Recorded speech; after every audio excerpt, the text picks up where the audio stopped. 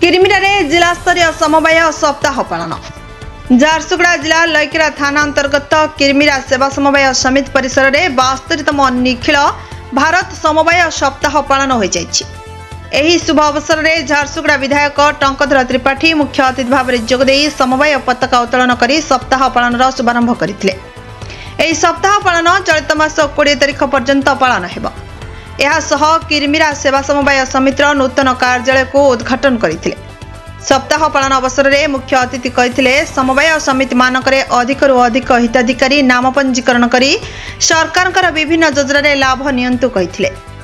समवाय रे खाली धान किनिबा सह बैंक पेट्रोल पंप ग्रीन इंटरव्यूट एपरी अनेक व्यावसायिक योजना खोली लाभवान हेबा पई उपस्थित थिबा संपादकों को उपदेश देथिले।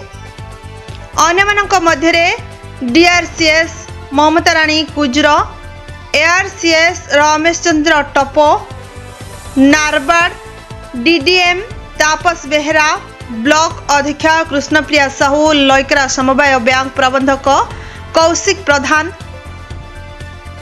एसएआरसीएस बनमाली नायक, सरपंच संतोषिनी पटेल, आरसीएमएस सभापति तुलाराम सेनापति, किरमिरा समवाय सभापति शरद पटेल सम्मानित अतिथि भाव जोग देथिले। एथिरे जिलार समस्त समवाय संपादक कर्मचारी और चाषी उपस्थित थिले।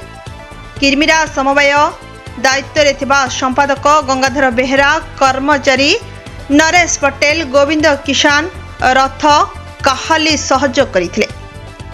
लैकेरारू अनिल कुमार सराफ का रिपोर्ट, प्रतीक्षा न्यूज।